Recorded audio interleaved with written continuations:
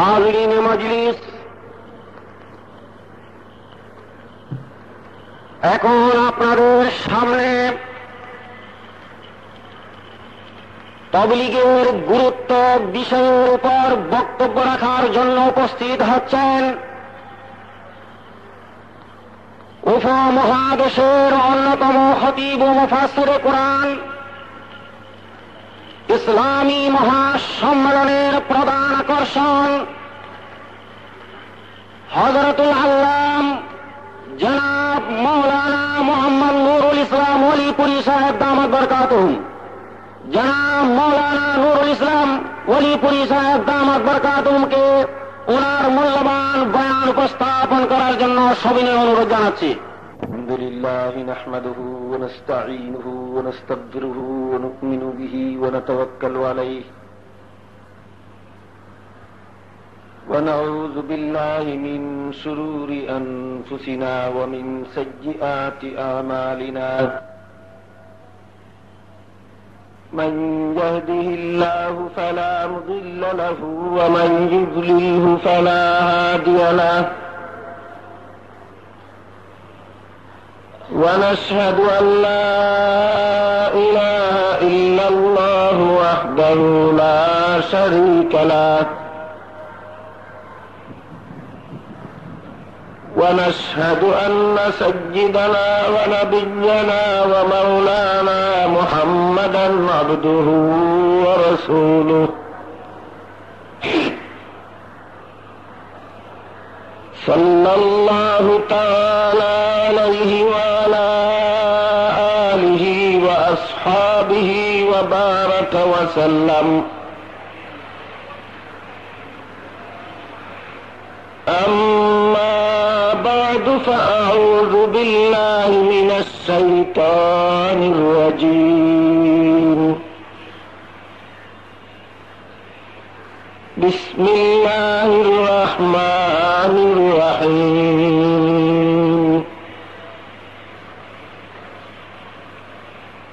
يا أيها الرسول بلغ ما أنزل إليك من ربك وإن لم تفعل فما بلغت رسالته.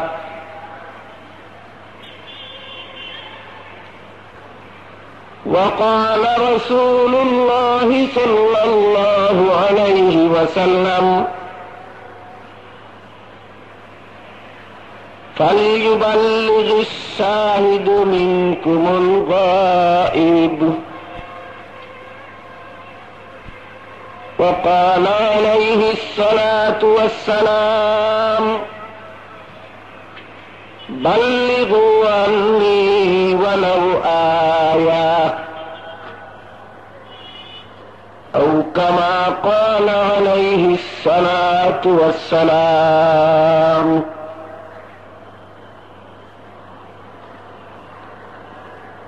محترم হাজিরিন, আমরা শ্রেষ্ঠ নবীর শ্রেষ্ঠ উম্মত।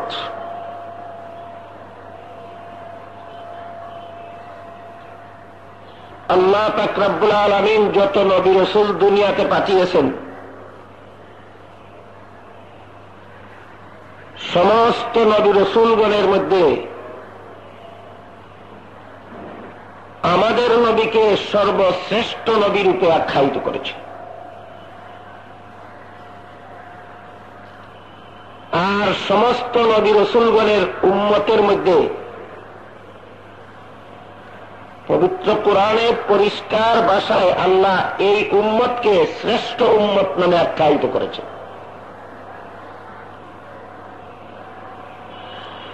এক আয়াতে আল্লাহ বলেন, কুনতুম খায়রা উম্মাতিন উখরিজাত লিন-নাস, তোমরা শ্রেষ্ঠ উম্মত, মানব জাতির কল্যাণের জন্য তোমাদের আবির্ভাব ঘটানো হয়েছে। কল্যাণ সাধনের পদ্ধতি তা'মুরুনা বিল মা'রুফি ওয়া তানহাউনা আনিল মুনকার। তোমরা মানুষকে সৎ কাজের আদেশ দিবে, অসৎ কাজে বাধা দিবে।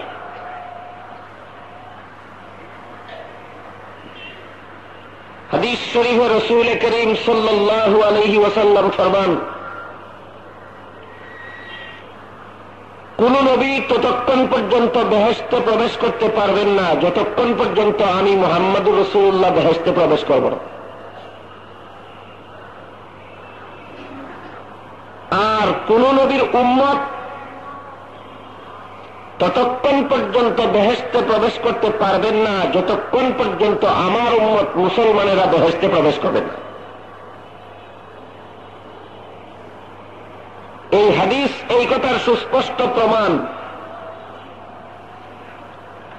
আমাদের নবী সকল নবীর চেয়ে শ্রেষ্ঠ, আর এই নবীর মুসলমান উম্মত সকল নবীর উম্মতের চেয়ে শ্রেষ্ঠ। শ্রেষ্ঠত্বের কারণ কি? বিভিন্ন কারণে আমাদের নবী অন্য সকল নবীর চেয়ে শ্রেষ্ঠ, অনুরূপভাবে বিভিন্ন কারণে এই নবীর উম্মত অন্য নবীর উম্মতের চেয়ে শ্রেষ্ঠ। যে সমস্ত কারণে আমাদের নবী অন্য নবীর চেয়ে শ্রেষ্ঠ, ওর মধ্যে একটা বিশেষ কারণ, তিনি খাতামুন নবিয়্যিন।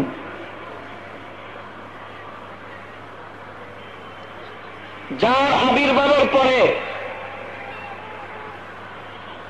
দুনিয়াবাসীর জন্য আর কোন নবীর আবির্ভাবের দরকার বাকি থাকে না। পূর্ববর্তী সকল নবীর আবির্ভাবের পরেও দুনিয়ার জন্য নবুয়তের দরকার বাকি ছিল। একমাত্র নবী আমাদের নবী খাতামুন নবিয়্যিন, যার আবির্ভাবের পরে দুনিয়াবাসীর জন্য আর কোন নবীর আবির্ভাবের দরকার বাকি নাই।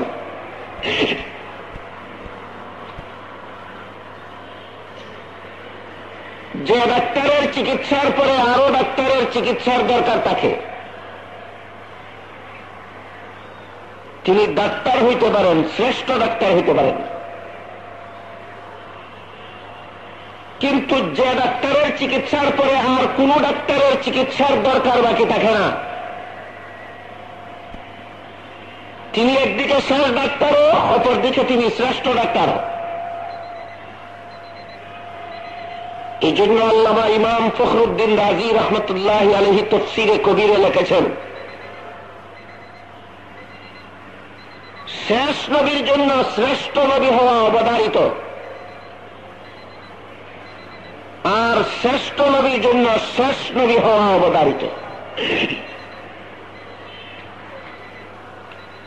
যিনি শেষ নবী হবেন না তিনি শ্রেষ্ঠ নবী হতে পারবেন না, আর যিনি শ্রেষ্ঠ নবী হবেন না তিনি শেষ নবী হতে পারবেন না।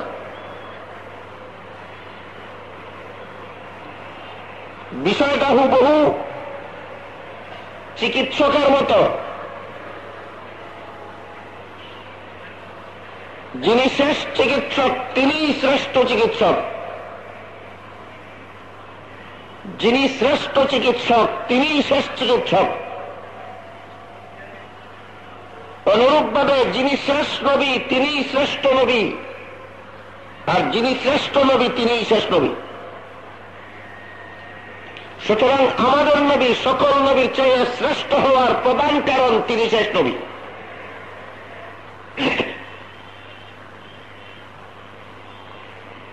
ডাক্তারগণ মানুষের শারীরিক রোগের চিকিৎসক হয়ে থাকেন, আর সমস্ত নবীগণ হলেন মানুষের রুহানি রোগের চিকিৎসক। মানুষের শরীরে কোনো রোগ হইলে তার চিকিৎসা করেন ডাক্তারগণ, মানুষের আত্মার মধ্যে রোগ হইলে তার চিকিৎসা করেন নবীগণ। কাজেই শারীরিক চিকিৎসকদের মধ্যে যিনি শেষ তিনি শ্রেষ্ঠ, তেমনি ভাবে রুহানি চিকিৎসকদের মধ্যেও যিনি শেষ তিনি শ্রেষ্ঠ। তাই যেমন ভাবে শেষ ডাক্তার এই শ্রেষ্ঠ ডাক্তার, তেমনি ভাবে শেষ নবী এই শ্রেষ্ঠ নবী। আমাদের নবী সকল নবীর চেয়ে শ্রেষ্ঠ হওয়ার যত কারণ আছে, এর মধ্যে এইটা প্রধান কারণ, তিনি শেষ নবী। হাদিস শরীফে হযরত রাসূল করিম সাল্লাল্লাহু আলাইহি ওয়াসাল্লাম ফরমান, লা তাকুমুস সাআতু হাত্তা ইউবাসা দাজ্জালুনা কাযযাবুন কুল্লুহুম ইয়াজামু আন্নাহু নাবিয়্যুন ওয়া আনা খাতামুন নাবিয়্যিন লা নাবিয়্যা বাদি। আমার আবির্ভাবের পর থেকে কিয়ামত পর্যন্ত যারা নবুয়ত প্রাপ্তির দাবি করবে, প্রত্যেকেই হবে মিথ্যাবাদী দাজ্জাল। এর কারণ আল্লাহ রসুল বলেন, আনা খাতামুন নবিয়্যিন, আমি হইলাম খাতামুন নবিয়্যিন, আমি শেষ নবী। পরিষ্কার ভাষায় হাদিস শরীফে আল্লাহ রসুল বলেছেন, আমি শেষ নবী। আবার শেষ নবীর ব্যাখ্যা করেছেন এইভাবে, লা নাবিয়্যা বাদি। সহিহ মুসলিম শরীফের এক riwayat আছে, লা নুবুওয়াতা বাদি, আমার পরে আর কোন নবী নাই। নবী নাই কথার ব্যাখ্যায় আল্লাহ রসুল নিজেই বলেন, আমার পরে আর কেউ নবুয়ত পাবে না। এখানে আমরা হাদিসের তর্জমা করতে একটা ভুল করে থাকি, যে কারণে সমাজে একটা ভুল ধারণার সৃষ্টি হয়। ওই ভুল ধারণাকে কেন্দ্র করে গোলাম আহমদ কাদিয়ানীকে নবুয়ত, গোলাম আহমদ কাদিয়ানীকে নবী সাজাইবার সুযোগ হয়। হাদিসের তর্জমায় আমরা যে ভুলটা করে থাকি, আল্লাহ রসুল বলেছেন, লা নাবিয়্যা বাদি,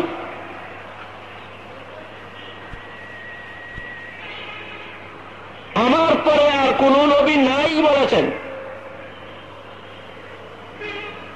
আমার পরে আর কোন নবী আসবেন না, এই কথা আল্লাহ রসুল বলেন নাই। লা নাবিয়্যা, লায়ে নফিয়ে জিন্স, নবী তার ইসিম, ফেইল না। কোন নবী আসবেন না এর তর্জমা হয় না। লা নাবিয়্যা এর অর্থ হইল আমার পরে আর কোন নবী নাই। যেহেতু ঈসা নবী কিয়ামতের আগে আবারও আসবেন, কাজে আমার পরে আর কোন নবী নাই বলতে কি বোঝায় তার ব্যাখ্যার দরকার। এজন্য মুসলিম শরীফের বর্ণনায় আল্লাহ রসুল ব্যাখ্যা দিয়েছেন, লা নুবুওয়াতা বাদি, আমার পরে কোন নবী নাই। এই কথার ব্যাখ্যা হইল, আমার পরে যারা দুনিয়ায় জন্মগ্রহণ করে আসবে তাদের কেউ নবুয়ত পাবে না। কাজেই সহিহ বুখারী শরীফের হাদিসে আছে, হযরত রাসূল করিম সাল্লাল্লাহু আলাইহি ওয়াসাল্লাম ফরমান, কিয়ামতের আগে হযরত ঈসা নবী আবারও আসবেন। ওই কথার সাথে লা নাবিয়্যা বাদির কোন বিরোধ নাই। কিয়ামতের আগে ঈসা নবী আবারও আসবেন, এটা হল এক কথা। আর আমার পরে যারা আসবে তারা কেউ নবী হবে না, সেটা ভিন্ন কথা। আমার আবির্ভাবের পরে যাদের জন্ম হবে এদের একজনও নবী হবে না। ঈসা নবী আমার আগেই দুনিয়াতে একবার এসেছিলেন, কিয়ামতের আগে আবারও আসবেন, সেটা ভিন্ন কথা। হাদিসের তর্জমায় সামান্য অবহেলার কারণে, হাদিসের তর্জমার শব্দের সামান্য হেরফেরের কারণে আকাশ পাতাল ভুল ধারণার সৃষ্টি হইয়া যায়। লা নাবিয়্যা বাদি হাদিসের তর্জমা যদি করেন, আমার পরে আর কোন নবী আসবেন না, সঙ্গে সঙ্গে প্রশ্ন দাঁড়ায় সহিহ বুখারী শরীফের হাদিস, আল্লাহ রসুল বলেন ঈসা নবী আবারও আসবেন, আপনি আসবেন না বললেন কেমন করে? আর এই ভুল তর্জমাকে কেন্দ্র করে কাদ্দানীরা প্রশ্ন করে, তোমরাই তো তোমাদের নবীর পরে আর কোন নবী আসবেন না, আবার তোমরাই বলো ঈসা নবী আসবেন। তোমাদের এক কথা আর এক কথার বিরোধী, তোমরা পরস্পর বিরোধী কথা বলো, সুতরাং তোমাদের কথা ঠিক নয়। এত সব বিভ্রান্তির বেড়াজাল সৃষ্টি হওয়ার মূল কেন্দ্রবিন্দু হইল হাদিসের লফজের তর্জমা। তর্জমায় আমরা ভুল করি, এই ভুল যেন কখনো না করি। হাদিস শরীফে রাসূল করিম সাল্লাল্লাহু আলাইহি ওয়াসাল্লাম ফরমান, লা তাকুমুস সাআতু হাত্তা ইউবাসা দাজ্জালুনা কাযযাবুন কুল্লুহুম ইয়াজামু আন্নাহু নাবিয়্যুন ওয়া আনা খাতামুন নাবিয়্যিন লা নাবিয়্যা বাদি। আমার আবির্ভাবের পর থেকে কিয়ামত পর্যন্ত যাদের জন্ম হবে, এদেরকেও যদি নবুয়ত প্রাপ্তির দাবি করে, এরা হবে মিথ্যাবাদী দাজ্জাল। কারণ আমি খাতামুন নবিয়্যিন। খাতামুন নবিয়্যিনের ব্যাখ্যা, আমার পরে আর কোন নবী নাই। নবী নাই কথার ব্যাখ্যা, আমার পরে যাদের জন্ম হবে তারা কেউ নবুয়ত পাবে না।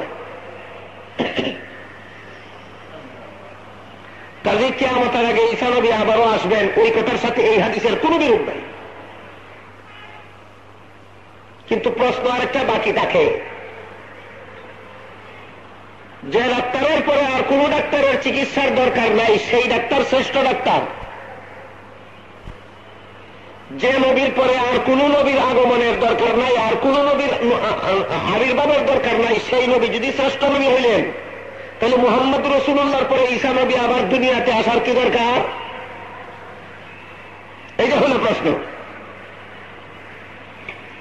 আবারও বলছি, শেষ নবী হওয়াটা শ্রেষ্ঠত্বের আলামত হইল কেন? একমাত্র কারণ, শেষ নবীর পরে দুনিয়াবাসীর জন্য আর কোন নবীর আবির্ভাবের দরকার বাকি থাকে না। যেমন বলে শেষ চিকিৎসকের চিকিৎসার পরে আর কোন ডাক্তারের চিকিৎসার দরকার বাকি থাকে না, তেমনি ভাবে শেষ নবীর আবির্ভাবের পরে আর কোন নবীর আবির্ভাবের দরকার বাকি থাকে না।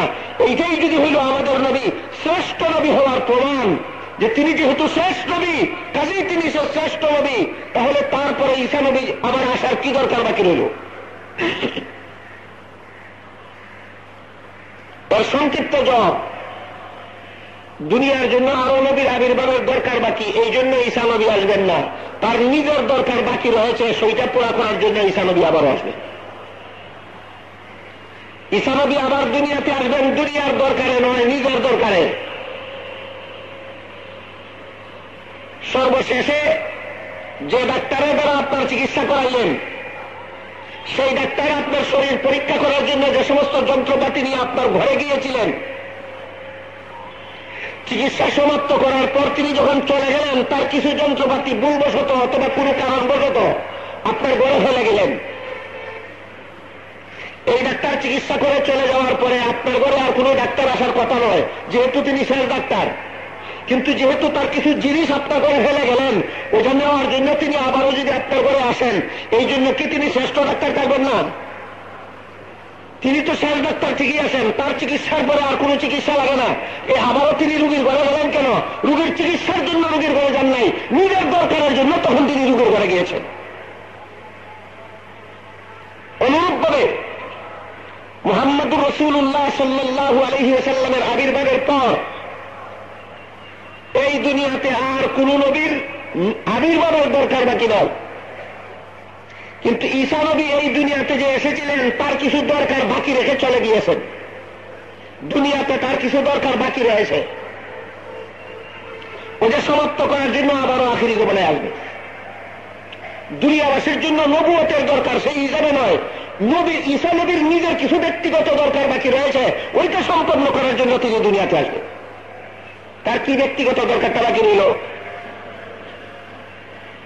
এই মর্মে আল্লাহ পবিত্র কোরআনের আয়াতে বলেন, إِذْ قَالَ اللَّهُ يَا عِيسَى إِنِّي مُتَوَفِّيكَ وَرَافِعُكَ إِلَيَّ। স্মরণ করে সেই দিনের ইতিহাস,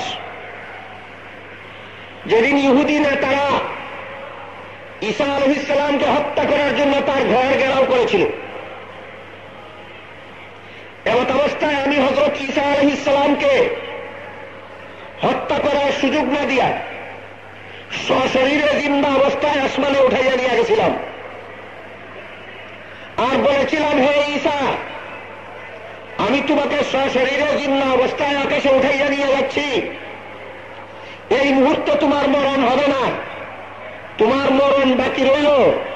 ভবিষ্যতে আবারও তোমাকে দুনিয়াতে পাঠাবো, মরণের কষ্ট সম্পন্ন করার জন্য। কথা বুঝে থাকলে অথবা আপনাদের আগের থেকে জানা থাকলে একটু দয়া করে বলবেন, হযরত ঈসা নবীর মরণ হয়ে গেছিল না মরণ বাকি রয়েছিল? মরণের জায়গা কি আসমানের উপরে না দুনিয়াতে?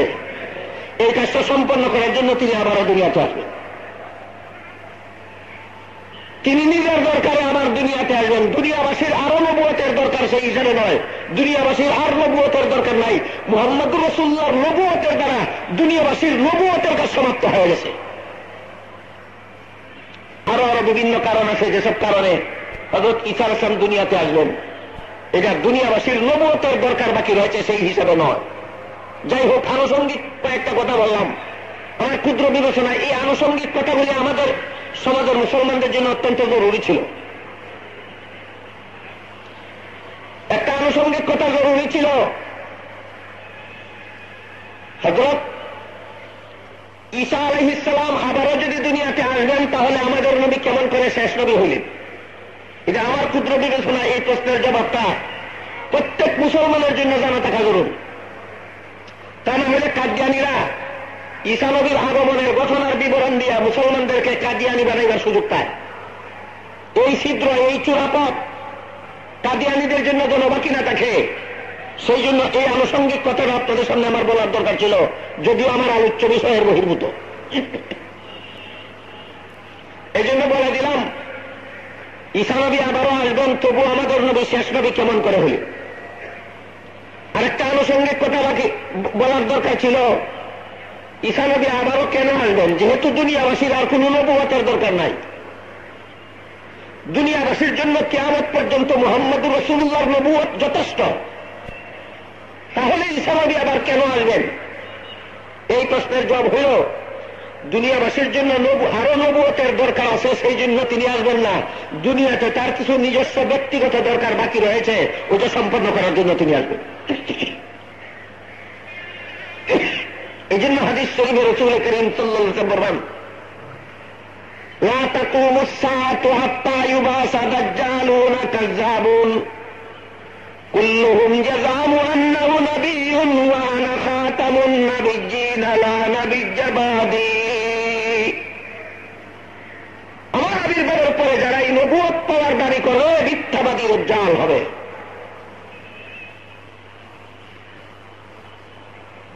রাসূলের হাদিসের ভান্ডার অনুসন্ধান করলে দেখা যায় 3 প্রকার মানুষকে আল্লাহর রাসূল দাজ্জাল বলেছেন। এটা অনেকটা আনুষঙ্গিক কথা হতে জরুরি। পরিষ্কারভাবে জানা না থাকার কারণে অনেকের মনে অনেক রকমের প্রশ্ন জাগে, দ্বিধা সংকোচের সৃষ্টি হয়, বিভ্রান্তির সৃষ্টি হয়। এই বিভ্রান্তির যেন চির অবসান হইয়া যায়, এই জন্য আমার আলোচ্য বিষয়ের বহির্ভূত হওয়া সত্ত্বেও এই আরেকটা আনুষঙ্গিক কথা আপনাদের সামনে পেশ করছি। রাসূলের হাদিসের ভান্ডার অনুসন্ধান করলে দেখা যায় 3 প্রকার মানুষকে আল্লাহ রাসূল হাদিসে দাজ্জাল বলেছেন। 3 শ্রেণীর দাজ্জাল হবে দুনিয়াতে। একটা দাজ্জালকে সবাই চিনে, শিক্ষিত অশিক্ষিত নির্বিশেষে, আলেম আওয়াম নির্বিশেষে সমস্ত মুসলমান জানে একটা দাজ্জালের কথা, যে দাজ্জালের কথা সহিহ বুখারী শরীফের হাদিসে উল্লেখ আছে। হযরত রাসূল করিম সাল্লাল্লাহু আলাইহি ওয়াসাল্লাম বলেছেন, ওই যে যুগে ঈসা আলাইহিস সালাম আসবেন দুনিয়াতে, সেই যুগে একটা দাজ্জাল আসবে দুনিয়াতে। সে হবে খুদাই দাবিদার। সে নিজেকে নিজে খুদা বলে দাবি করবে। তার ডান চক্ষু অন্ধ হবে। তার সাথে অত্যন্ত চিত্তাকর্ষণীয় গান বাজনা থাকে। তাকে আল্লাহ অনেক অলৌকিক ক্ষমতা দান করবেন। এই সমস্তের মাধ্যমে সে দুনিয়াবাসী মানুষকে নিজের দিকে আকৃষ্ট করবে এবং নিজেকে নিজে খুদা বলে দাবি করবে গান বাজনার আকর্ষণে আর তার দাপটে আর প্রভাবে। আর এই সমস্ত ক্ষুধাপ্রাপ্ত ক্ষুধা প্রদত্ত অলৌকিক ঘটনাবলী দেখাইয়া দুনিয়াবাসীর কাছ থেকে তার খুদাইয়ের স্বীকৃতি আদায় করবে। হাজার হাজার লাখ লাখ মানুষ, কোটি কোটি মানুষ তার এই সমস্ত অবস্থা দেখে তাকে খুদা মানবে। এটা হল প্রথম শ্রেণীর দাজ্জাল। এটাকে মানুষে আখেরি জমানার কানা দাজ্জাল বলে থাকে। যেহেতু এক চক্ষু অন্ধ লোককে আঞ্চলিক ভাষায় কানা বলা হয়, কোন কোন অঞ্চলে যার এক চক্ষু অন্ধ তাকে কানা বলা হয়। যেহেতু এই দাজ্জালের ডান চক্ষু অন্ধ হবে, এই জন্য সর্বসাধারণ মুসলমান কোন কোন অঞ্চলের আঞ্চলিক ভাষায় এটাকে কানা দাজ্জাল বলা হয়। এই দাজ্জালের কথা সহিহ বুখারী শরীফের হাদিসে উল্লেখ আছে। এ হইল প্রথম শ্রেণীর দাজ্জাল। দ্বিতীয় শ্রেণীর দাজ্জালের বিবরণ দিয়ে হাদিস শরীফে আল্লাহ রাসূল বলেন, আমার আবির্ভাবের পর থেকে কিয়ামত পর্যন্ত যাদের জন্ম হবে, এদের কেউ যদি নবুয়ত পাওয়ার দাবি করে, সে হবে দ্বিতীয় শ্রেণীর দাজ্জাল। প্রথম শ্রেণীর দাজ্জাল হল খোদা হওয়ার দাবিদার, দ্বিতীয় শ্রেণীর দাজ্জালেরা হবে নবী হওয়ার দাবিদার। মুহাম্মদুর রাসূলুল্লাহর আবির্ভাবের পর থেকে কিয়ামত পর্যন্ত যাদের জন্ম হবে, এদের কেউ যদি নবী হওয়ার দাবি করে, এরাও হবে আরেক শ্রেণীর দাজ্জাল। এরা হল দ্বিতীয় শ্রেণীর দাজ্জাল। এরা খোদা হওয়ার দাবিদার দাজ্জাল নয়, এরা নবী হওয়ার দাবিদার দাজ্জাল। স্মরণ রাখতে হবে, ঈসা আলাইহিস সালাম আমাদের নবীর আবির্ভাবের পরে জন্মগ্রহণ করেন নাই, তিনি আমাদের নবীর আবির্ভাবের আগেই জন্মগ্রহণ করেছিলেন। সুতরাং তিনি আবারও আসলে এই হাদিসের আওতায় ধরবেন না। যে হাদিসে আল্লাহ রাসূল বলেছেন আমার আবির্ভাবের পরে যারা আসবে আর নবুয়তের দাবি করবে, মিথ্যাবাদী দাজ্জাল হবে, এই হাদিসের আওতায় হযরত ঈসা নবী পড়েন না। কেন? ঈসা নবীর জন্ম আমাদের নবীর আবির্ভাবের পরে নয়, ঈসা নবীর জন্ম আমাদের নবীর আবির্ভাবের আগেই হয়েছিল। সুতরাং আমাদের নবীর আবির্ভাবের পরে যারা জন্ম হবে আর নবুয়তের দাবি করবে, হাদিস শরীফে আল্লাহ রাসূল এদেরকে আরেক শ্রেণীর দাজ্জাল বলেছেন। এরা হল দ্বিতীয় শ্রেণীর দাজ্জাল। এরা নবুয়তের দাবিদার দাজ্জাল, সরাসরি নবী হওয়ার দাবি করবে। তৃতীয় শ্রেণীর দাজ্জাল সহিহ মুসলিম শরীফের হাদিসে উল্লেখ আছে, হযরত রাসূল করিম সাল্লাল্লাহু আলাইহি ওয়াসাল্লাম ফরমান, سيكون في آخر الزمان الدجالون الكذابون يأتونكم بأحاديث لم تسمعوا أنتم ولا آباؤكم إياكم وإياهم لا يضلونكم ولا يفتنون। আখির জমানায় আরেক শ্রেণীর মিথ্যাবাদী দাজ্জালদের আবির্ভাব হবে। এরা হল তৃতীয় শ্রেণীর দাজ্জাল। এরা কারা? আল্লাহ রাসূল বলেন, ইয়াতুনাকুম বিআহাদিস লাম তাসমাউ আনতুম ওয়ালা আবাউকুম। যে সমস্ত কথাবার্তা ইসলাম ধর্মের কথাবার্তা বলে, তোমাদের যুগে, তোমাদের পূর্ববর্তীদের যুগে ইসলামী শরীয়তের স্বীকৃতি লাভ করেনি। এক কথায় যে সমস্ত কথা ইসলাম ধর্মের কথা নয়, এমন নয়া নয়া মন গড়া কথা বানাইয়া ইসলামের কথা নামে চালাইয়া দেবে, অর্থাৎ বেদাতি। মুফাসসিরিনে কেরাম তাফসীরের কিতাবে লিখেছেন, এই বেদাতিরা হল গোলাম আহমদ কাদিয়ানী হল প্রত্যক্ষ নবুয়তের দাবিদার, আর বেদাতিরা হল পরোক্ষ নবুয়তের দাবিদার। খোদাই দাবিদার প্রথম শ্রেণীর দাজ্জাল, প্রত্যক্ষ নবুয়তের দাবিদার দ্বিতীয় শ্রেণীর দাজ্জাল, পরোক্ষ নবুয়তের দাবিদার বেদাতিরা। রাসূলের হাদিসে, সহিহ মুসলিম শরীফের হাদিসের দ্বারা প্রমাণিত, বেদাতিরা তৃতীয় শ্রেণীর দাজ্জাল। এমন নয়া নয়া মন গড়া কথা বানাইবে যেগুলি ইসলামের কথা নয়, ইসলামী শরীয়তের দলিল দ্বারা প্রমাণিত নয়, অথচ মন গড়া বানাইয়া ইসলাম ধর্মের কথা বলে চালাইয়া দিবে। এদেরকে আল্লাহ রাসূল বলেছেন তৃতীয় শ্রেণীর দাজ্জাল। এরা মিথ্যাবাদী দাজ্জাল, বেদাতি। বেদাতিদের সম্পর্কে উম্মতকে সতর্ক করে আল্লাহ রাসূল এই একই হাদিসের শেষের দিকে বলেন, ইয়াকুম ওয়া ইয়াহুম লা ইউযিল্লুনাকুম ওয়া লা ইফতিনুন। সাবধান আমার উম্মত মুসলমানেরা, তোমরাও তাদের কাছে যাও না, তাদেরকেও তোমাদের কাছে আসতে দিও না। যদি তোমরা তাদের কাছে যাও অথবা তাদেরকে তোমাদের কাছে আসতে দাও, তাইলে তারা ইসলাম ধর্মের নামে মন গড়া নয়া কথা তোমাদের মধ্যে চালু করে দিয়া তোমাদেরকে নবীর তরিকত থেকে বিচ্যুত করে জাহান্নামের পথে চালাইয়া দেবে। আশা করি বুঝতে পারছেন রাসূলের হাদিসের ভাষায় দাজ্জালের শ্রেণী কতটা। প্রথম শ্রেণীর দাজ্জাল খোদা হওয়ার দাবিদার, দ্বিতীয় শ্রেণীর দাজ্জাল প্রত্যক্ষভাবে নবী হওয়ার দাবিদার, তৃতীয় শ্রেণীর দাজ্জাল বেদাতের প্রচলন করে পরোক্ষভাবে নবী হওয়ার দাবিদার। পরোক্ষ নবী হওয়ার দাবিদারের ব্যাখ্যায় মুফাসসিরিন একরাম লেখেন, সরাসরি বলেন আমি নবী, তবে ধর্মের নামে নয়া কথা বলা এটা একমাত্র নবীর কাজ। এক নবী অতিবাহিত হয়ে গেছেন, এরপরে ওই নবী যে কথা ধর্মের নামে বলেছিলেন এই কথাই ধর্মের নামে বলতে হবে। ধর্মের নামে অন্য কোন নয়া কথা বলতে হলে আর এক নবী লাগবে, যেহেতু সে নবী নয় অথচ ধর্মের নামে নয়া কথা বলে। সুতরাং পরিষ্কার ভাষায় বলে না আমি নবী, কিন্তু কালে ক্রমে প্রমাণ করতে চায় সে নবী। এইটাকে বলে পরোক্ষ নবুয়তের দাবিদার। প্রত্যক্ষ নবুয়তের দাবিদার হইল দ্বিতীয় শ্রেণীর দাজ্জাল, আর পরোক্ষ নবুয়তের দাবিদার হইল তৃতীয় শ্রেণীর দাজ্জাল। আল্লাহ যদি আপনাদেরকে আগামীকাল আসার তৌফিক দেন, আর হয়তো আগামীকাল আপনাদের খেদমতে হাজির হওয়ার তৌফিক দেন, এই তৃতীয় শ্রেণীর দাজ্জালদের ব্যাপারে বিস্তারিত আলোচনা ইনশাআল্লাহ আগামীকাল হবে। আজকে আমার আলোচনা মূল আলোচ্য বিষয়ের দিকে নিয়ে যেতে চাই। পর্যন্ত বেহেশতে প্রবেশ করব না ততক্ষণ পর্যন্ত কোন নবী বেহেশতে প্রবেশ করতে পারবেন না। আর আমার উম্মত মুসলমানেরা যতক্ষণ পর্যন্ত বেহেশতে প্রবেশ করবে না ততক্ষণ পর্যন্ত কোন নবীর উম্মত বেহেশতে প্রবেশ করতে পারবে না। এর দ্বারা প্রমাণ হয়ে গেল আমাদের নবী সকল নবীর চেয়ে শ্রেষ্ঠ, আর এই নবীর মুসলমান উম্মত অন্য সকল নবীর উম্মতের চেয়ে শ্রেষ্ঠ। আমাদের নবীর শ্রেষ্ঠত্বের যত কারণ আছে এর মধ্যে প্রধান কারণ তিনি শেষ নবী, এই কারণে তিনি শ্রেষ্ঠ নবী। এই পয়েন্টের উপর এত করে আলোচনা হল। এখন আমরা আলোচনা করব এই নবীর উম্মত কেন সকল নবীর উম্মতের চেয়ে শ্রেষ্ঠ। এই কারণের দিকে ইঙ্গিত করে আল্লাহ নিজেই বলেন,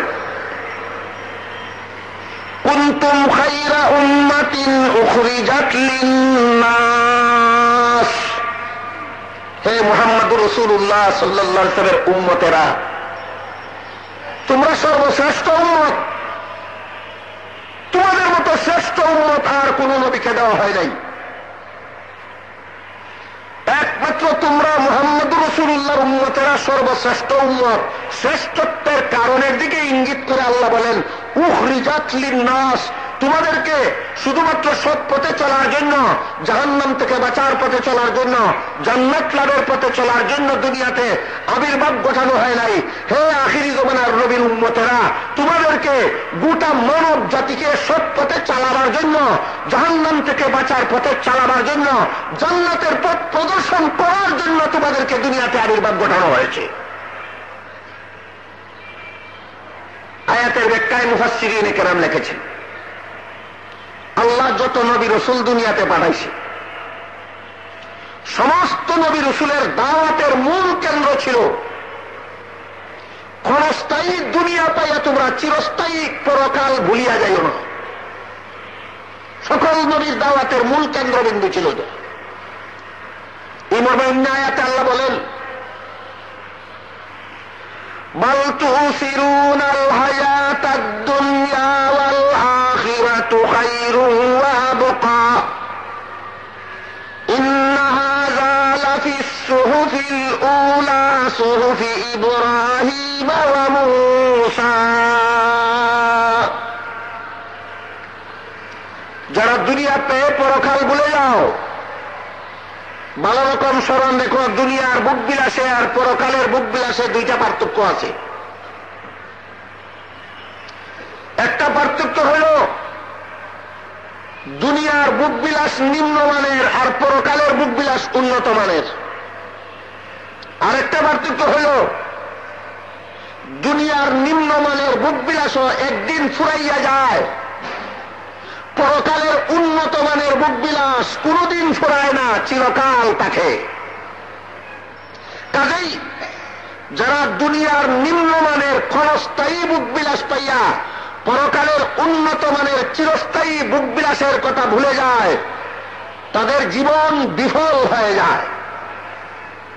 এই কথাটা বুঝাবার জন্য আল্লাহ সমস্ত নবী রসুল দুনিয়াবাসীর কাছে পাঠাইছে। নবী রসুলগণই দুনিয়াবাসীকে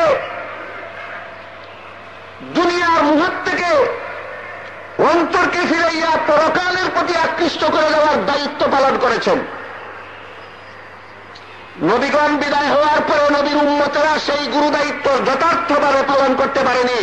সমস্ত নবীর উম্মতেরা নবীগণের এই দায়িত্বটা পালন করতে ব্যর্থ হয়েছে। কিন্তু মুহাম্মদুর রাসূলুল্লাহ যেহেতু শেষ নবী, যেহেতু এই নবীর পরে আর কেউ নবী হবে না, সুতরাং এই নবী দুনিয়ার থেকে বিদায় হয়ে গেলে পরে যদি প্রত্যেকেই মনে করে আমি আমার জান বাঁচাই, অন্য লোক অপকর্ম করে জাহান্নামে গেলে এতে আমার কিছু আসে যায় না, তাহলে গুটি কথায় ভালো মানুষ মারা যাওয়ার পরে এই দুনিয়াবাসী একসাথে সব জাহান্নামের পথের যাত্রী হয়ে যাবে। এই জন্য আল্লাহ পাক রব্বুল আলামিন অন্যান্য যুগে নবীদেরকে যেই দায়িত্ব দিয়েছিলেন, শুধু নিজের জান বাঁচানো নয়, অপরকেও বাঁচার পথ দেখানো, মুহাম্মদুর রাসূলুল্লাহর পরে যেহেতু আর কেউ নবী হবে না, সুতরাং নিজের জান বাঁচানোর সাথে সাথে অন্য লোকেও জান বাঁচাবার পথ দেখানোর দায়িত্বটা আল্লাহ এই নবীর উম্মতকে অর্পণ করেছেন। এই যে হল এই নবীর উম্মত সর্বশ্রেষ্ঠ উম্মত হওয়ার প্রধান কারণ। সুদা কথায় বলতে গেলে লাখেরও বেশি নবী রাসূল আল্লাহ দুনিয়াতে পাঠিয়েছেন মানুষকে আল্লাহর পথের দাওয়াত দেওয়ার জন্য, আল্লাহর বাণী মানুষের কাছে পৌঁছে দেওয়ার জন্য। যেহেতু এই নবী শেষ নবী, এই নবীর পরে আর কেউ নবী হবে না, মানুষকে আল্লাহর পথের দাওয়াত দেওয়ার জন্য, মানুষের কাছে আল্লাহর বাণী পৌঁছে দেওয়ার জন্য আর কেউ নবী হবে না। সুতরাং আল্লাহর বাণী মানুষের কাছে পৌঁছে দেওয়ার গুরু দায়িত্ব, মানুষকে আল্লাহর পথের দাওয়াত দেওয়ার গুরু দায়িত্ব এই নবীর উম্মতকেই পালন করতে হবে। এই গুরু দায়িত্বের জন্য আল্লাহ পাক রব্বুল আলামিন এই নবীর উম্মতকে সর্বশ্রেষ্ঠ উম্মত নামে আখ্যায়িত করেছেন। আল্লাহর বাণী অপরের কাছে পৌঁছে দেওয়া, এই পৌঁছে দেওয়া কথাটাকে আরবি ভাষায় তাবলীগ বলা হয়। আহ্বান করা, আল্লাহর পথে আহ্বান করা, আহ্বানকে আরবি ভাষায় দাওয়াত বলা হয়। আল্লাহর বাণী অপরের কাছে পৌঁছে দেওয়াকেই তাবলীগ বলা হয়। দাওয়াত ও তাবলীগের কাজ অন্য যুগে এক চাচি আবারও নবীদের দায়িত্ব ছিল, নবীর উম্মতরা সেই দায়িত্ব পালন করতে পারেনি। আমাদের নবী শেষ নবী হওয়ার কারণে এই নবীর পরে আর কেউ নবী হবে না। সুতরাং দাওয়াত ও তাবলীগের কাজ করার জন্য যেহেতু কোন নবী আর আসবেন না, সুতরাং এই নবীর উম্মতেরাই কিয়ামত পর্যন্ত দাওয়াত ও তাবলীগের কাজ চালাইয়া যেতে হবে। এই জন্য এই নবীর উম্মত সকল নবীর উম্মতের চেয়ে শ্রেষ্ঠ। আল্লাহ পাক রব্বুল আলামিন পরিষ্কার ভাষায় কোরআনে আমাদের নবীকে সম্বোধন করে বলেন, ইয়া আইয়ুহার রাসূল বাল্লিগ মা উনজিলা ইলাইকা মির রাব্বিক ওয়া ইন লাম তাফআল ফামা বাল্লাগতা রিসালাতাহ। হে রাসূল করিম সাল্লাল্লাহু আলাইহি ওয়াসাল্লাম, ইয়া আইয়ুহার রাসূল, এখানেও একটা আনুষঙ্গিক কথা আছে, যদিও আমার আলোচ্য বিষয়ের বহির্ভূত, কিন্তু আমার ক্ষুদ্র বিবেচনায় আমাদের বর্তমান উপমহাদেশের মুসলমানদের জন্য অত্যন্ত জরুরি। সেটা হল আল্লাহ পবিত্র কোরআনের যত আয়াতে আমাদের নবীকে নবী শব্দ দিয়ে সম্বোধন করেছেন অথবা রসূল শব্দ দিয়ে সম্বোধন করেছেন, সমস্ত আয়াতে ইয়া আইয়ুহান নবী বলে সম্বোধন করেছেন, ইয়া আইয়ুহার রাসূল বলে সম্বোধন করেছেন। সমস্ত কোরআনের শুরু থেকে শেষ পর্যন্ত এমন একটি আয়াত আপনারা অনুসন্ধান করে পাবেন না যে আয়াতে আল্লাহ আমাদের নবীকে ইয়া নবী বলে সম্বোধন করেছেন অথবা ইয়া রাসূল বলে সম্বোধন করেছেন। একটি আয়াতে আল্লাহ ইয়া নবী বলেন নাই আমাদের নবীকে, ইয়া রাসূল বলেন নাই আমাদের রাসূলকে, বলেছেন ইয়া আইয়ুহান নবী, বলেছেন ইয়া আইয়ুহার রাসূল। ব্যবধান কি? ইয়া নবী আর ইয়া আইয়ুহান নবীতে ব্যবধান কি? ইয়া রাসূল আর ইয়া আইয়ুহার রাসূলের ব্যবধান কি? এটা হলো একটা গ্রামারগত ব্যবধান। আরবি গ্রামারের বিধান মতে ইয়া সম্বোধনবোধক অব্যয় পদ, আর নবী একটা অনির্দিষ্ট ব্যক্তিবাচক শব্দ, একটা অনির্দিষ্ট উহাদিবোধক শব্দ। নবী একটা উহাদি, কোন নির্দিষ্ট ব্যক্তির উহাদি নয়। লাখেরও বেশি নবী রাসূলুল্লাহ দুনিয়াতে পাঠিয়েছেন, সমস্তেরই উহাদি নবী। হযরত আদম আলাইহিস সালামের উহাদি নবী, নূহ আলাইহিস সালাম নবী, ইব্রাহিম আলাইহিস সালাম নবী, মুসা আলাইহিস সালাম নবী, ঈসা আলাইহিস সালাম নবী, এইভাবে লক্ষাধিক নবী আছেন। নবী শব্দ বলতে কোন নবী তা নির্দিষ্ট হয় না, শনাক্ত হয় না। নবী বলতে অনির্দিষ্ট নবী বোঝায়। আর আইয়ুহান নবী বলতে সুনির্দিষ্ট নবী বোঝায়। ইয়া নবী করে ডাক দিলে, ইয়া নবী বলে সম্বোধন করলে প্রমাণ হয় সম্বোধন যে করলো সে শুধু চিনে কাকে সম্বোধন করতেছে। এর আগে সম্বোধনের আগে তিনি অচেনা ছিলেন, অপরিচিত ছিলেন। আরবি গ্রামের মধ্যে প্রমাণ হয় ইয়া রাজুল বলে যে ব্যক্তি যাকে ডাকলো সেই ব্যক্তি তাকে চিনে, আর কেউ তাকে চিনে না। ঠিক তেমনি বলে ইয়া নবী বলে কাউকে ডাকলে যে ডাকলো সে চিনে, আর কেউ চিনে না। এমন অচেনা, অপরিচিত, এমন অনির্দিষ্ট নবীকে ইয়া নবী বলে ডাকা হয়। আমাদের নবী যেহেতু এইরকম অচেনা অনির্দিষ্ট নবী নন, আমাদের নবী সকল নবীর চেয়ে শ্রেষ্ঠ মর্যাদার অধিকারী। আমাদের নবী সমস্ত জগৎবাসীর কাছে সুপরিচিত। আমাদের নবী জিন, ফেরেশতা, মানব, দানব, আকাশ বাতাস সমস্ত কীট পতঙ্গের কাছে আমাদের নবী সুপরিচিত। সুতরাং সুপরিচিত নবীকে সম্বোধন করার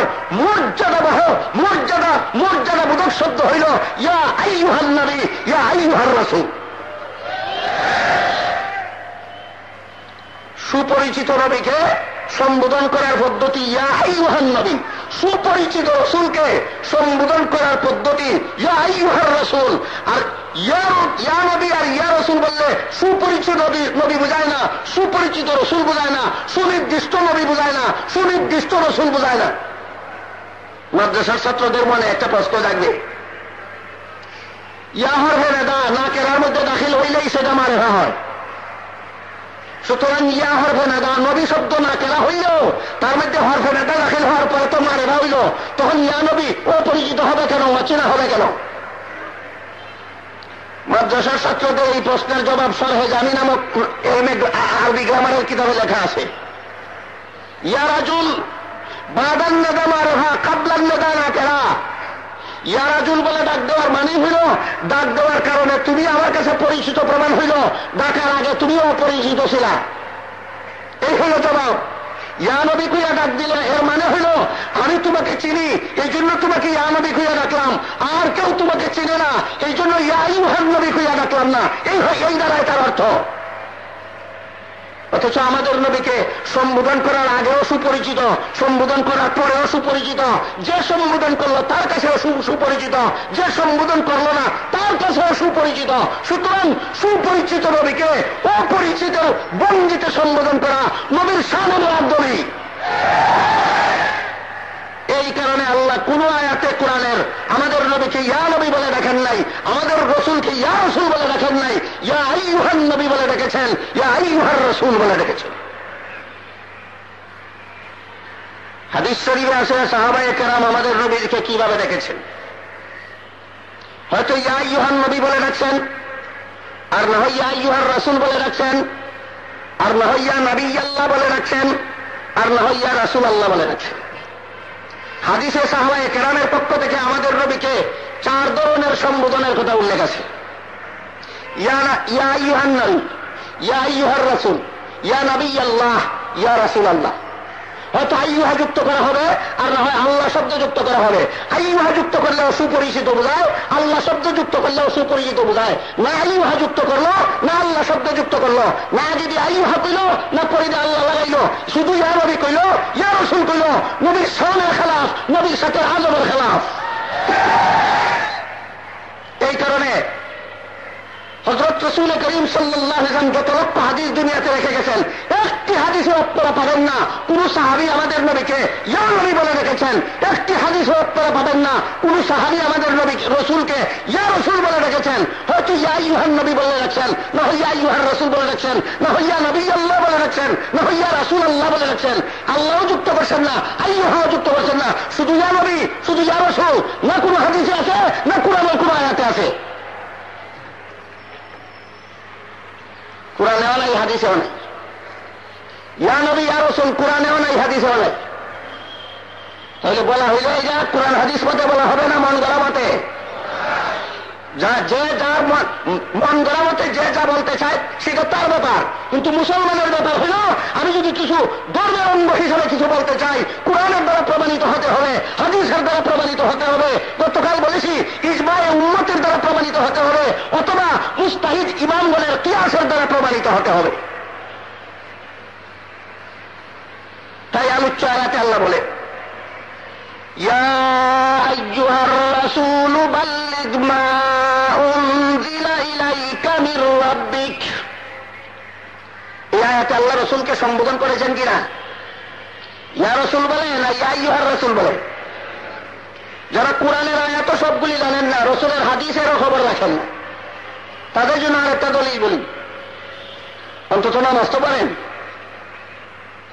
যারা নামাজ পড়েন তারা বলুন নামাজ কমসে কম 2 রাকাত নামাজ পড়ে যখন আপনারা বসেন এবং তাহিয়াত পড়েন, তখন কিভাবে পড়েন? আত-তাহিয়াতু লিল্লাহি ওয়াস-সালাওয়াতু ওয়াত-তাইয়্যিবাতু আসসালামু আলাইকা ইয়া নবী,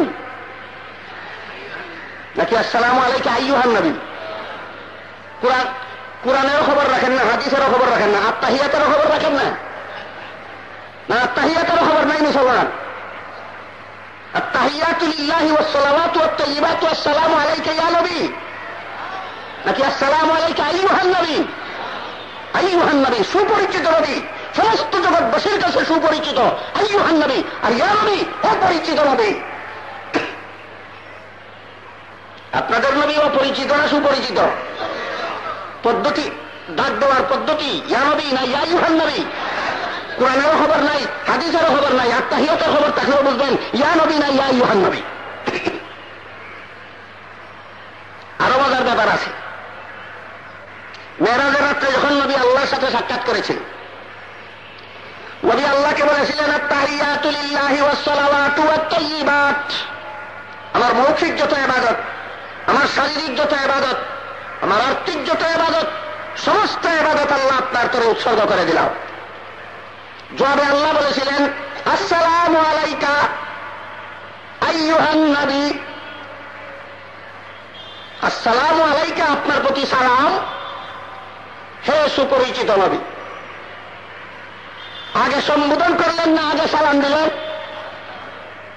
আসসালামু আলাইকা আগে বললেন আর আইয়ুহান নবী বললেন পরে। এই পদ্ধতিতে আল্লাহ আমাদের নবীজিকে সালাম দিয়া এই নবীর উম্মতকে আদব শিক্ষা দিলেন। নবীকে সালাম দেওয়ার আদব হইল আগে সালাম দাও পরে ডাক দাও। আগে ডাক পাইল না, পরে সালাম দিব না। মেরাজের রাত্রে আল্লাহ আমাদের নবীজিকে ইয়া নবী সালাম আলাইকা বলছিলেন না আসসালামু আলাইকা আইয়ুহান নবী বলছিলেন? প্রথম কথা হইল ইয়া নবী বলেন না আইয়ুহান নবী বলেছেন। দ্বিতীয় কথা হইল আগে ডাক দিয়া পরে সালাম দেন নাই, আগে সালাম দিয়া পরে ডাক দিয়েছেন। এগুলি আদব, এগুলি আল্লাহ শিখাইছেন নবীকে, নবী শিখাইছেন উম্মতকে, এগুলি না আদব।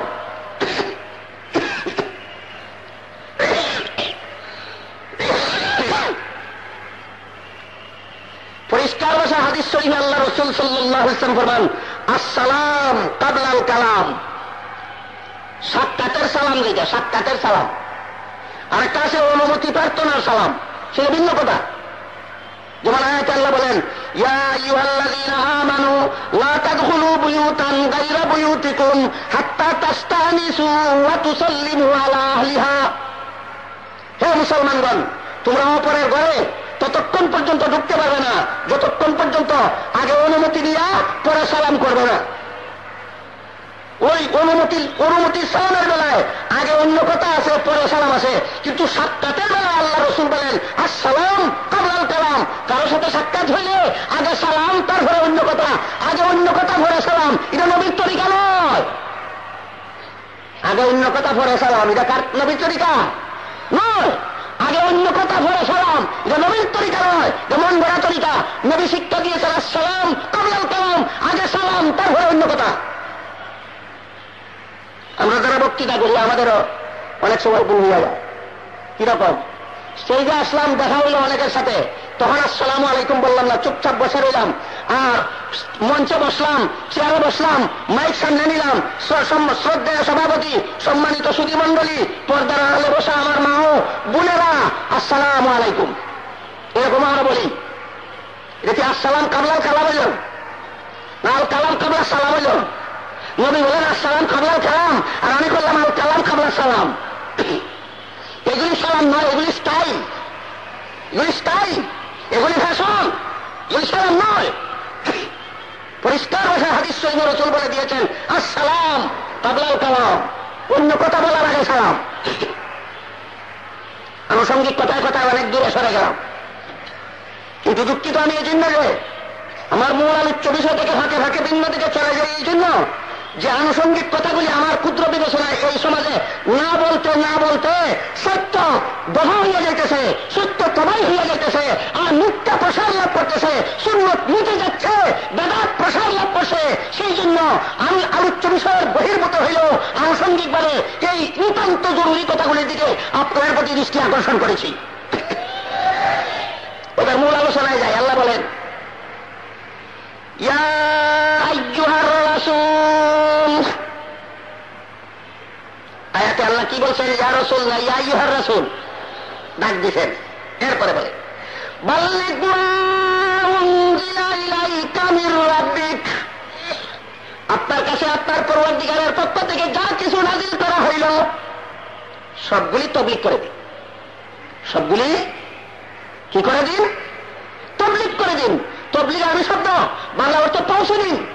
আল্লাহর কাছ থেকে আপনার কাছে যা কিছু নাযিল করা হলো সবগুলি পৌঁছে দিন।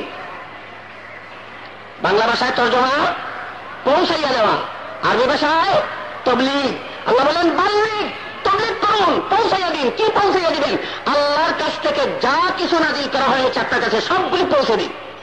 এই জন্যই বিদায় হজের ভাষণ শেষে 9 হিজরিতে জিলহজ মাসের 9 তারিখে আরাফার ময়দানে আসরের নামাজের সময় জবালে রহমতের পাদদেশে প্রায় 1.5 লক্ষ সাহাবায়ে কেরামের সামনে আল্লাহ রসুল যে ভাষণ দিয়েছিলেন, এটাই রসুলের বিদায় হজের ভাষণ নামে ইসলামের ইতিহাসে পরিচিত। ভাষণ শেষে সাহাবায়ে কেরামদেরকে সম্বোধন করে আল্লাহ রসুল বলেছিলেন হাল বাল্লাগতুকুম, আমি কি তোমাদেরকে তাবলীগ করেছি? সাহাবায়ে কেরাম বলেছেন হ্যাঁ আপনি তাবলীগ করেছেন। আল্লাহ রসুল বলেন হে আল্লাহ তুমি সাক্ষী থাকো, তুমি আমাকে আগেই বলে দিয়েছ আমার কাছে যা কিছু নাযিল করেছ সবগুলি তোমার বান্দাদের কাছে তাবলীগ করে দেওয়ার জন্য। দেখো তোমার বান্দারা সাক্ষী দিচ্ছে আমার কাছে তুমি যা কিছু নাযিল করেছ সবগুলি আমি তোমার বান্দাদের কাছে তাবলীগ করে দিয়েছি। তারপর আল্লাহ রসুল বলেন ফালইউবাল্লিগিস শাহিদু মিনকুমুল গায়ব, তোমরা যারা উপস্থিত আল্লাহ আমার কাছে যা নাযিল করেছিলেন আমি তোমাদের কাছে তাবলীগ করে দিয়েছি। কিন্তু আমি তাবলীগ করেছি তাদের কাছে যারা আমার সামনে উপস্থিত, যারা আমার সামনে উপস্থিত নাই তাদের কাছে আমি সরাসরি তাবলীগ করতে পারলাম না। তোমরা যারা উপস্থিত তাদেরকে আমি অনুপস্থিতদের কাছে তাবলীগ করার দায়িত্ব অর্পণ করলাম। তাবলীগ করা নবীর দায়িত্ব ছিল একক না উম্মতকে দায়িত্ব অর্পণ করে গেছেন? হ্যাঁ উপস্থিতের দল, অনুপস্থিতদেরকে তাবলীগ করার দায়িত্ব তোমাদের হাতে অর্পণ করলাম। মুহাদ্দিসিনে কেরাম এর ব্যাখ্যায় লিখেছেন উপস্থিত আর অনুপস্থিত বলতে আল্লাহ কাকে বুঝে, আল্লাহ রসুল কাকে বুঝেছে? এর 2টা ব্যাখ্যা। এক ব্যাখ্যা হল আজকের আরফাতের ময়দানে যারা যারা উপস্থিত আছো তোমরা, তারা যারা আজকের এই ময়দানে উপস্থিত হইতে পারে নাই তাদের কাছে তাবলীগ করে দিও, এই হলো এক ব্যাখ্যা। আর এক ব্যাখ্যা হইল আজকের দুনিয়াতে যারা আসো তোমরা ভবিষ্যতে যারা দুনিয়াতে আসবে তাদের কাছে তাবলীগ করে দিও। যেই ব্যাখ্যাই গ্রহণ করেন উম্মতের কাছে আল্লাহ রসুল তাবলীগের দায়িত্ব অর্পণ করেছেন কিনা? উম্মতের কাছে আল্লাহ তবলিগের দায়িত্ব দিয়েছিলেন রসুলকে, রসুল সম্পূর্ণ দায়িত্ব পালন করেছেন। বিদায় হওয়ার আগে আগে পরবর্তীকালে রসুল দুনিয়ার থেকে বিদায় হয়ে গেলে, যখন আর কোন নবী আসবেন না, যখন আর কেউ নবী হবে না, তখন এই তবলিগ করার দায়িত্ব যেন বন্ধ হয়ে না যায়, তবলিগ করার দায়িত্বটা যেন কিয়ামত পর্যন্ত দুনিয়াতে চালু থাকে, সেই জন্য আল্লাহ রসুল এই তবলিগের দায়িত্ব উম্মতের হাতে অর্পণ করে দিয়েছেন। এই জন্যই এই উম্মত সর্বশ্রেষ্ঠ উম্মত।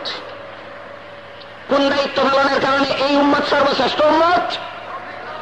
দাওয়াত ও তবলিগের দায়িত্ব পালনের কারণে এই উম্মত সর্বশ্রেষ্ঠ উম্মত। তাই আল্লাহ বলেন, কুনতুম খায়রা উম্মাতিন উখরিজাত লিন-নাস, তোমরা শ্রেষ্ঠ উম্মত। তোমাদেরকে শুধু নিজের আমলের দ্বারা নিজের জান বাঁচানোর জন্য আবির্ভাব ঘটানো হয় নাই, তোমাদেরকে গোটা বিশ্ব মানবতাকে কল্যাণের পথে দাওয়াত দেওয়ার মাধ্যমে, তবলিগের মাধ্যমে বিশ্ববাসীকে শান্তি আর মুক্তির পথ প্রদর্শনের জন্য তোমাদেরকে শ্রেষ্ঠ উম্মত নামে আখ্যায়িত করা হয়েছে। এই মর্মে আরেকটা আয়াত আমি আপনাদের শুনে, অন্য আয়াতে আল্লাহ বলেন, وَكَذَلِكَ جَعَلْنَاكُمْ أُمَّةً وَسَطًا لِتَكُونُوا شُهَدَاءَ عَلَى النَّاسِ وَيَكُونَ الرَّسُولُ عَلَيْكُمْ شَهِيدًا। যেমন ভাবে তোমাদের জন্য শ্রেষ্ঠ কিবলা নির্ধারণ করে দিলাম, তেমনি ভাবে তোমাদেরকে শ্রেষ্ঠ উম্মত সাব্যস্ত করলাম। আমাদের কিবলাও অন্যদের কিবলার চেয়ে শ্রেষ্ঠ, আমাদের নবীও অন্যদের নবীর চেয়ে শ্রেষ্ঠ, আমাদের আসমানি কিতাবও অন্যদের আসমানি কিতাবের চেয়ে শ্রেষ্ঠ, আর আমরা অন্য উম্মতের চেয়ে শ্রেষ্ঠ। কারণ কি? কারণ তবলিগ, কারণ দাওয়াত। যদি নিজে নিজে জান বাঁচার চেষ্টা করো, অন্যদেরকে বাঁচাবার চেষ্টা না করো, যদি নিজে নিজে ভালো পথে চলো, অন্যকে ভালো পথে চলার দাওয়াত না দাও, তাহলে নিজে নিজে ভালো আমল করার দ্বারা তোমরা আল্লাহর কাছে রক্ষা পাবে না। এইভাবে একটা হাদিস শরীফের একটা ঘটনা আপনাদের শুনে। হাদিস শরীফে হযরত রাসূল করিম সাল্লাল্লাহু আলাইহি ওয়াসাল্লাম ফরমান, পূর্বেকার যুগের কোন এক নবীর উম্মতেরা ব্যাপকভাবে অপকর্মে লিপ্ত হয়ে গেল। অল্প সংখ্যক কিছু লোক, এরা অপকর্ম করে না, এরা নিজে নিজে ভালো আমল করে। আল্লাহ আযাবের ফেরেশতা, গজবের ফেরেশতারা নির্দেশ দিলেন, এই সমস্ত উম্মতকে গজব দিয়ে ধ্বংস করে দাও। ফেরেশতা আল্লাহর কাছে ফরিয়াদ করলেন, হে আল্লাহ, যারা অপকর্ম করে তাদেরকে গজব দিয়ে ধ্বংস করে দেব, যুক্তিসঙ্গত কথা। কিন্তু যারা অপকর্ম করে না, ভালো আমল করে, এদেরকে কোন অপরাধে গজব দিয়ে ধ্বংস করে দেব? আল্লাহ বলে, ও গজবের ফেরেশতা, যারা অপকর্ম করে এদেরকে অপকর্মের অপরাধে, আর যারা ভালো কাজ করে অপকর্ম করে না এদেরকে, অন্যদেরকে কেন ভালো পথের দাওয়াত দেয় না, কেন অপরের কাছে তবলিগ করে না, সেই অপরাধে ভালো কর্ম করে ওনাদেরকে গজব দিয়ে ধ্বংস করে দাও। হাদিস বুঝে থাকলে বলুন তো, নিজে নিজে ভালো হতে চলে, যে মন্দ হতে চলে তারা ভালো হতে চলে দাওয়াত দেয় না। এই পথে চললে তুমি ধ্বংস হইবা, এই পথে চললে তুমি জাহান্নামে যাইবা, এই পথে চললে তোমার শান্তি হবে না, এই পথে চললে তোমার মুক্তি হবে না, এমন কথা যারা বলে না, যারা মনে করে সে বিপথে চলে সে জাহান্নামে যাবে, আমার কি আসে যায়, আমি ভালো পথে চলে আমি জাহান্নামে যাব না, এই মনোভাব এটা এটা আত্মাওয়ালার মনোভাব নয়, এটা প্রশস্ত আত্মার মনোভাব নয়, এটা অপরের কল্যাণকামিতার মনোভাব নয়। অথচ আল্লাহ বলেন, উখরিজাত লিন-নাস, গোটা মানব জাতির কল্যাণ কামনার জন্য তোমাদেরকে শ্রেষ্ঠ উম্মত বানানো হয়েছে। সুতরাং তোমরা শুধু জান বাঁচাবার পথ অবলম্বন করলে তোমরা জান বাঁচাতে পারবে না। নিজেও ভালো পথে চলবে, অপরকেও ভালো পথের দাওয়াত দিতে হবে। নিজেও আল্লাহর পথে চলবে, অপরকেও আল্লাহর পথের তাবলীগ করতে হবে। কিন্তু প্রশ্ন দাঁড়ায়, আমার এতক্ষণের কথাগুলি বুঝে থাকলে নিশ্চয়ই আপনারা, আমি আশা করি বুঝতে পারছেন, এই উম্মত শ্রেষ্ঠ উম্মত হওয়ার প্রধান কারণ হল দাওয়াত ও তাবলীগ। নিজে নিজে ভালো পথে চললে আল্লাহর কাছে দাওয়াত পাওয়া যাবে না, যারা মন্দ পথে চলে তাদের কাছে আল্লাহর পথের দাওয়াত না দিলে, তাদের কাছে আল্লাহ এবং আল্লাহ রসুলের বাণী পৌঁছাইয়া না দিয়ে। কিন্তু বর্তমান যুগে যারা দাওয়াত ও তাবলীগের কাজ করে, উল্লেখযোগ্যভাবে বর্তমান দুনিয়াতে যারা দাওয়াত ও তাবলীগের কাজ করে, এদের কতগুলি সমালোচনা আছে। এক নম্বর সমালোচনা, এরা চিল্লা ভাইল কোথায়। 2 নম্বর সমালোচনা, মুসলমান ঘরে বানাইল কেন। 3 নম্বর সমালোচনা, মসজিদে টাকা খায় ঘুমায় কেন। এই ধরনের কিছু সমালোচনা এদের আছে। আমি এইরকম কয়েকটা সমালোচনা এর পর্যালোচনা আপনাদের সামনে পেশ করতে চাই। প্রথম নম্বর, এরা চিল্লা ভাইল কোথায়। চিল্লা তো কোরআন হাদিসে নাই। এই ব্যাপারে আমি আপনাদের একটা আয়াত ভাষ্য নাই কোরআনে, দেখবেন আপনারা কোরআনে চিল্লার কথা আছে কিনা। চিল্লা ফার্সি শব্দ, এর বাংলা মর্মার্থ হইল 40 দিনের সাধনা। চিল্লা ফার্সি শব্দ, বাংলা মর্মার্থ হইল 40 দিনের সাধনা। আরবিতে বলে আরবাইন অথবা আরবাইনাত। বাংলাটাও আমাদের সমাজে প্রচলিত নয়, আরবি তো আমাদের সমাজের লোকে বুঝেই না। এই ফার্সি শব্দটাই আমাদের সমাজে চালু হয়ে গেছে। চিল্লা 40 দিনের সাধনা। আল্লাহ পাক রব্বুল আলামিন কোরআনে বলে, وَإِذْ وَعَدْنَا مُوسَىٰ 40 لَيْلَةً ثُمَّ اتَّخَذْتُمُ الْعِجْلَ مِن بَعْدِهِ وَأَنْتُمْ ظَالِمُونَ। স্মরণ করো সেই দিনের ইতিহাস, যদি আল্লাহ পাক রব্বুল আলামিন হযরত মূসা আলাইহিস সালামকে একেবারে দিনে রাতে 40 দিনের সাধনা করার জন্য তুর পাহাড়ে নিয়ে গেছিলেন। কে নিয়েছিলেন? কাকে নিয়েছিলেন? কোথায় নিয়েছিলেন? কিসের জন্য? 40 দিনের সাধনা করার জন্য। এটা ওই ফার্সি না? এই কথাটা ওই ফার্সি না? চিল্লা কোরআনে নাই কোথায়? আমি তো দেখি আছে। তুমি চুপ করে কোরআন দেখো না কেন? কিন্তু প্রশ্ন হইল, তিনি তো নবী ছিলেন, আমরা তো নবী না।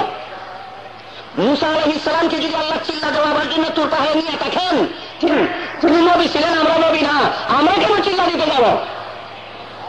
প্রত্যেকটা মানুষ মায়ের গর্ভে যখন তার দেহ গঠন হয়, বাবার শরীরের এক বিন্দু পানি মায়ের শরীরের আরেক বিন্দু পানির সাথে একত্র হইয়া যখন মায়ের গর্ভতলিতে প্রবেশ করে, তখন থেকেই আল্লাহ একজন ফেরেশতা মোতায়েন করে দেন প্রতি 40 দিনের এক একটা সাধনার মাধ্যমে তার কাছে তার মধ্যে এক একটা পরিবর্তন ঘটাইবার জন্য।